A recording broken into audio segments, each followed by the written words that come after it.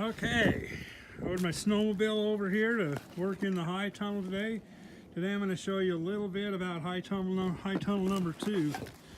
You can see how there's still quite a bit of snow. Today's February 21st. I got the snow starting to pile up. It's almost to the top of the roof. If it doesn't start melting soon, I'm going to have to come and remove this snow so it doesn't keep piling up on the top of the high tunnel and cause some problems with it collapsing. So I've kind of got this opened up a little bit here already so I can come in here.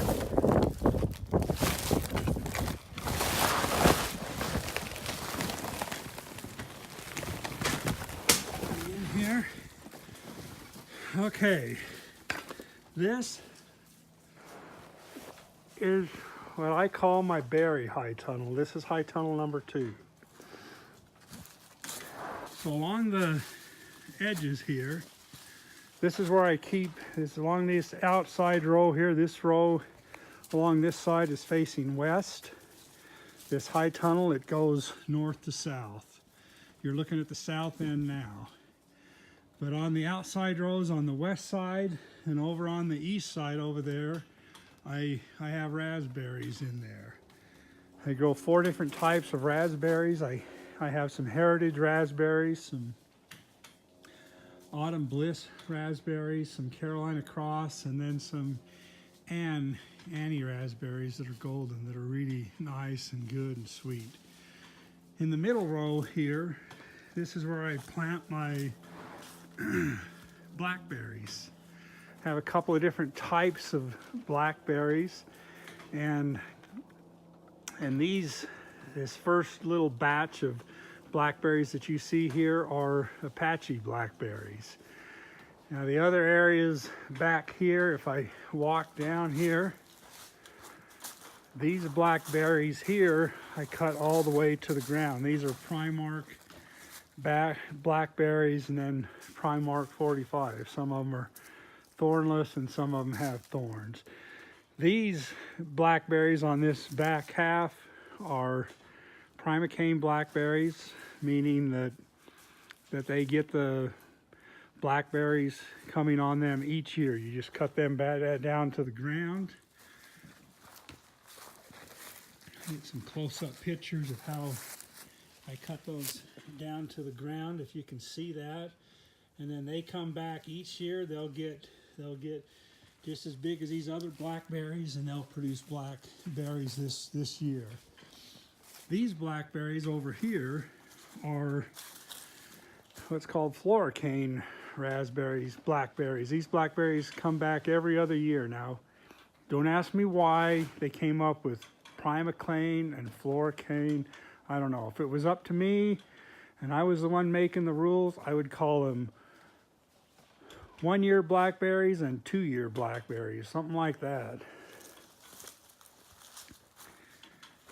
Some other stuff that I grow in here. This row that you see right here, I have some extra blackberry plants I need to remove out of here, but I grow, this is artichokes right here. So these plants are artichokes. I have about 12 artichoke plants in here that they come back each year, and I'm able to grow my own artichokes. And then typically in these middle rows here, and these have not been cleaned out yet. I just kind of want to show you what it looks like before we get it cleaned out, ready to go for the next season in here. I still have a lot of leaves that I'm going to try to be mulching in, but I am able in the winter garden to grow some things like this. This is broccoli on there.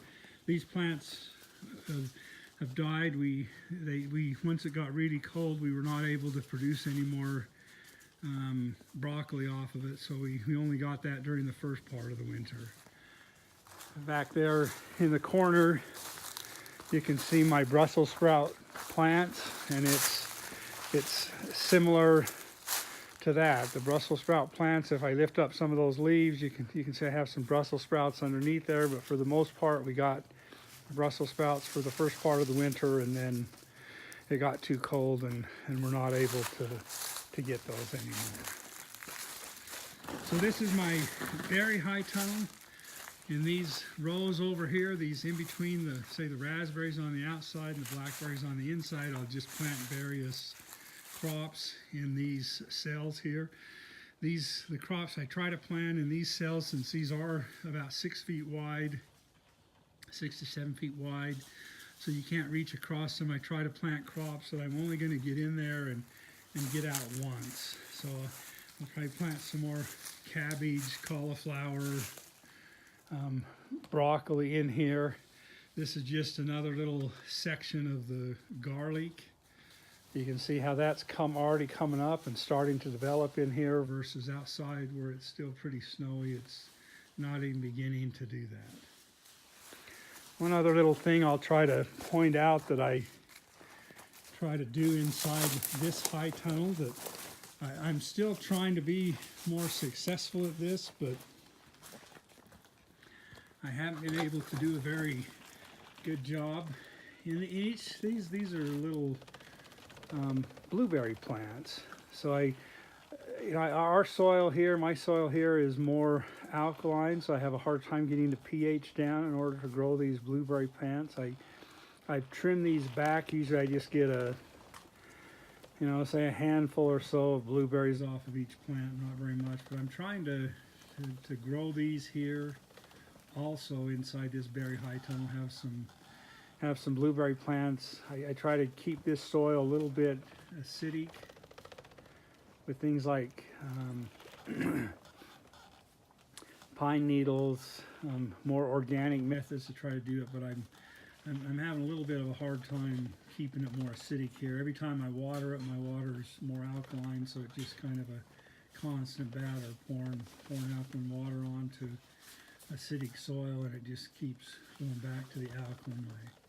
Anyway, this is the second high tunnel, the berry high tunnel. There's really not much to see in here at this time, and it looks kind of bad. It's not cleaned up, ready to go for the spring, but I'll be getting that ready in this next week or two, and as time goes on, maybe I'll show inserts from this video showing what it did look like in the winter time where we wintered over versus what it looks like in the summertime as it starts to grow. Just take note here of these areas where the raspberries grow. They're down to nothing. They're all cut down deep and bare, but by the time summer comes along and these raspberries start to grow, they're going to be as high as these supports down here. They're going to be up above these wires.